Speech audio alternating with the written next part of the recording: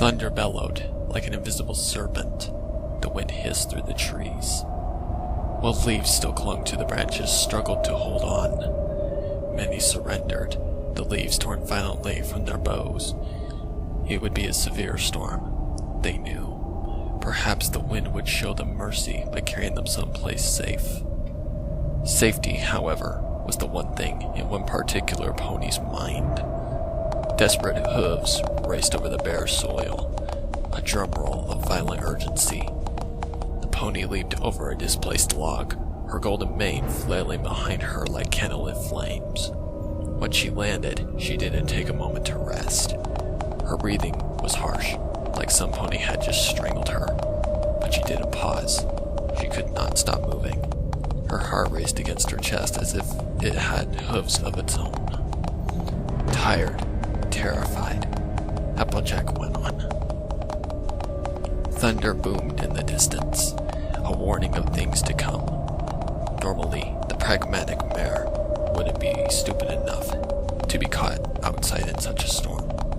But she wasn't thinking about that right now. Right now, all she cared about was finding her little sister, Applebloom. After their latest Crusaders meeting, Applebloom was supposed to come straight home.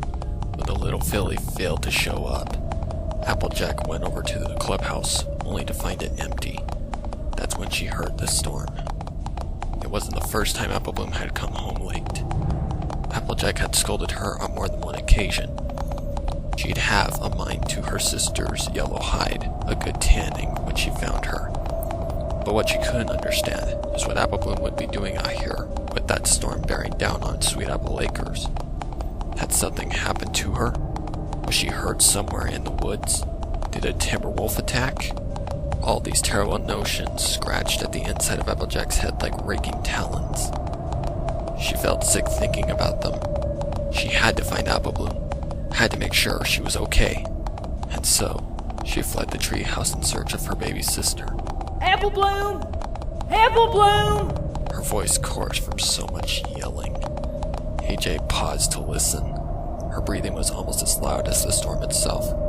Her keen ears panned around her head for signs of reply. When none came, Applejack began to run. She didn't know how long she'd been running.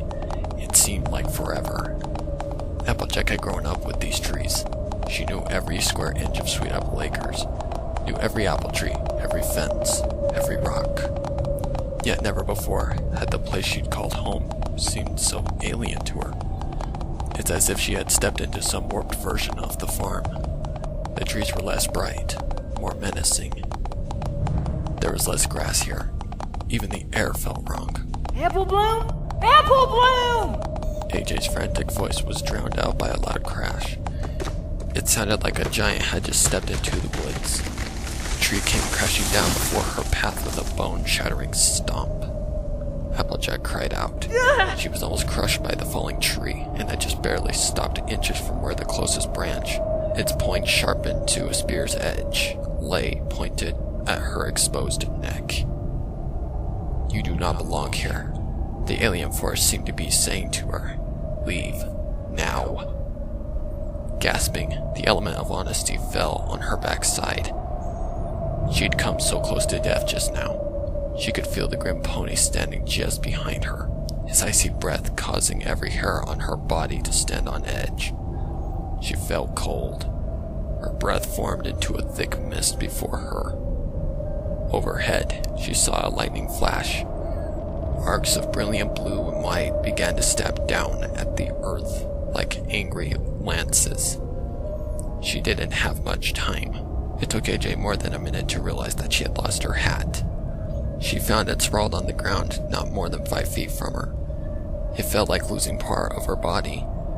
Applejack quickly reattached the part of herself to her head. Whole again, the mare shook off that near-death experience and leaped over the fallen tree. She would not let anything stand between her and finding her sister. Death could kiss the fattest part of her. Applejack skidded to a halt. She knew that voice anywhere. Applebloom! She called out. Damn the storm. She would scream that name until it answered back. Applebloom! Applejack? The tiny voice replied. It sounded nearby, and yet so far away. Hollow, as if an apparition of sound.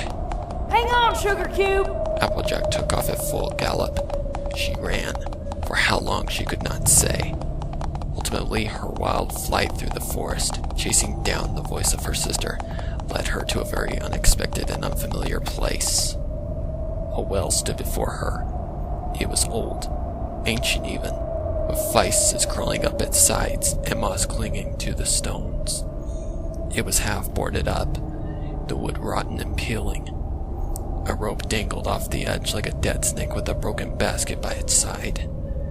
The well stood beside a wall of stone that towered over it like some sort of sinister sentry. Both were surrounded by a ring of trees. The sky opened up to witness nature's oncoming fury.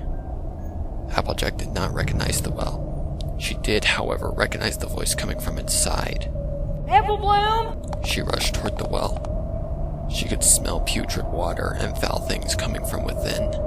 A scent reminiscent of, well, of wrongness. Her nose scrunched up at the smell of it. What in the name of Celestia was Apple Bloom doing out here? Peering over the edge, Applejack saw only darkness. The void reminded her of an open maw. Apple Bloom! Her voice echoed. The maw swallowed it up hungrily and opened up for more. Sis? Is that you? The tiny voice called back. Applejack?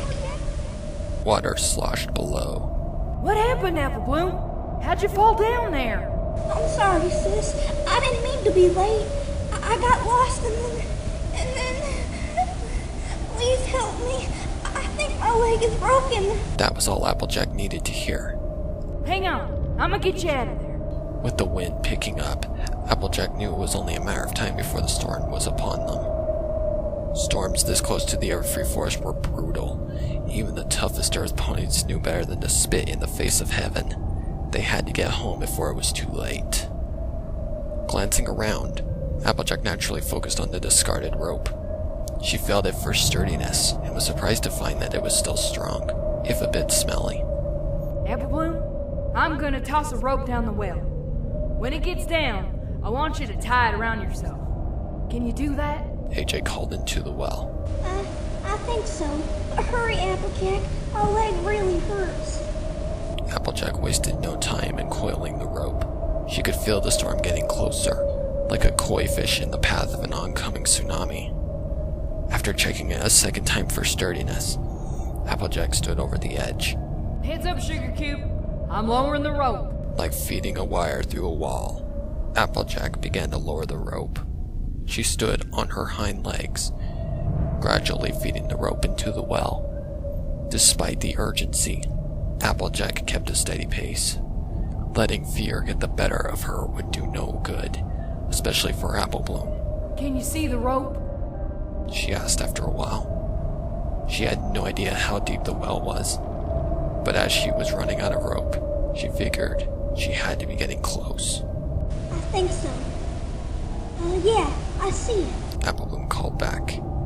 Hope entered her sister's voice, and it wasn't long before Applejack felt a taut pull at the other end. Great. Now tie the other end around your shoulders like I showed you. Applejack felt the rope being pulled and twisted. I got it, sis. I'm ready. Apple Bloom pulled the rope.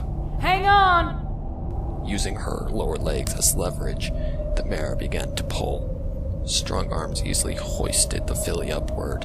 She only hoped Apple Bloom didn't accidentally bump her leg against the walls of the well. Eventually, exhaustion from all the running began to take its toll, and Applejack started to sweat. Her muscles protested, and her joints groaned. She could still feel a slight burning sensation from where the tree branch had almost impaled her. Behind her, the wind began to rush at her, as if it meant to push her inside the well. How you doing, Apple Bloom? Applejack said in an attempt to divert her attention to the task at hand. I can see the light. There, I saw a flash. That would be the thunder. I've almost got you. She had pulled up almost as much rope as she had lowered. It began to coil at her legs. I can hear you better. I can see the edge. Apple Bloom exclaimed. Applejack beamed. Great. She was almost there. Then she heard something. It was more terrifying than any sound the storm could make. There came a stretching, the sound of something being torn. Applejack noticed at the last second the point where the rope and the well had met was beginning to give. No! Apple Bloom! It snapped. Apple Bloom screamed. Apple Bloom! Without thinking, Applejack dropped the rope and leapt in after her. With the gap in the wood being as small as it was, all she managed to get through was her right arm and a bit of her shoulder. She feverishly began to probe for her sister, knowing full well that she was already beyond her reach. Apple Bloom! Hot tears burned in her eyes. She had smacked her face against the side of the boards when she leaped in, and a trickle of blood seeped down her nose. She didn't care. None of it mattered. All that mattered was that she had failed her sister. Applejack? Apple Bloom's voice was very close. She must have caught onto something, a jutting brick perhaps, or one of the vines. She had not fallen to her death as Applejack had feared. Sis! Reach for my hoof! Applejack yelled. The storm was almost on top of them, so she had to scream to even hear herself. Come on! She felt something fumbling for her hoof. It was wet and sticky. The smell of rot and dank filled her one good nostril. It was overwhelming, but she tried to ignore it despite her gag reflex kicking in. It was almost too slippery, but eventually her hoof did manage to grab Apple Bloom's. Her hoof was wet.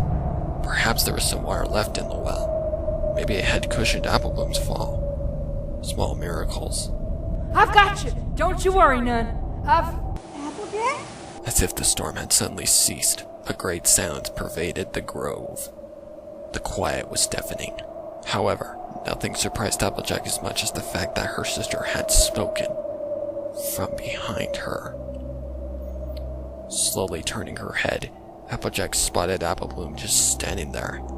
The filly was soaked and covered in mud, her mane matted to an exhausted face. Her wide eyes were filled with confusion and apprehension, her little chest heaving with exertion. Aside from the fact that she looked like she had been through Tartarus, Apple Bloom looked none worse for the wear. Her jaw hanging, Applejack was at a loss for words. What are you doing, sis? Why are you screaming for? Apple Bloom? But I thought you were... Applejack spoke as if she'd never seen her before. A shiver ran up her arm and into her body. Applejack turned back to the well where her arm was still more than halfway through the hole. Something was holding on to her. Something wet. Something wrong. Suddenly, she was pulled towards the hole with horrific strength, her back legs kicking into the air. Apple Bloom screamed and dove for her sister's tail. She gripped with her teeth and pulled with all of her might, her assistance enabling Applejack to get her hind legs back on the ground. Pain surged through Applejack's arm as whatever had taken it was slowly, but with increasing ravenousness, began to pull. Let me go! She screamed, growling like some feral animal. The mare pulled with all her might. She could feel the tendons in her arms stretching beyond their natural limits. It felt like whatever had a hold of her was going to tear her arm right out of its socket. She didn't want to lose the arm, but if she had to choose, she'd gladly cut it off if it meant freedom. Trapped animals did it all the time, chewing off their legs so they could manage to escape. But could she do it? Could she chew off her own arm? What is it? Apple Bloom cried through her clenched teeth. I don't know! Pull up, Apple Bloom! Pull! Through their combined strength, the earth pony struggled against the thing within. Applejack felt sick. Whatever had her felt ambiguous. She couldn't tell whether it was a hoof, a claw, or a tentacle. All she knew was that it was wet, slimy, and did not want to let her go. It wanted to drag her into the well, into its domain, where she would never get out. The struggle went on for several agonizing minutes. The pain was unbearable. Applejack surged with all her earth pony might, her sister doing the same. But try as they might, they couldn't free her arm from the thing's grasp. It felt like they were at a stalemate, but whereas the ponies would soon tire, the thing showed no signs of letting up. Just when it seemed that her arm was about to be torn off, Applejack was let go. She tumbled backward into her sister, burying the filly beneath her. Applebloom cried out, but was freed moments later when Applejack rolled off to the side. Her eyes wide, Applejack skidded away on her back, putting as much distance between her and the well as possible.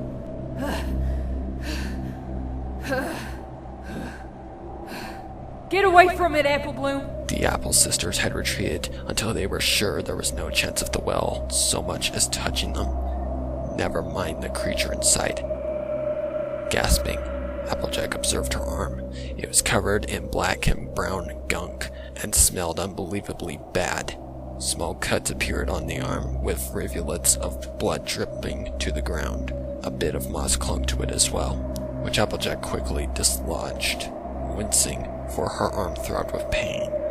Applejack felt like sitting there and crying. Her sister was in a better frame of mind. Applejack, we've got to get you back home so that Granny can look at your arm. Applejack didn't hear her. She couldn't take her eyes off the well. What was that thing? How had it imitated Applebloom's voice? Then another question came to the forefront. How long had it been there? Come on! We've got to go now! Plowing her head into her calf, Applebloom forced her sister to get up. Half-dazed and barely coherent, instinct took hold of Applejack, allowing herself to be taken away. Applebloom stood on her injured side and firmly nudged her sister away from the well, into what she hoped was the general direction of Sweet Apple Acres. Behind them, the well remained as it had for uncounted years, alone, but far from uninhabited. Some other lost soul would come along eventually. They always did, and it was patient. It was always patient.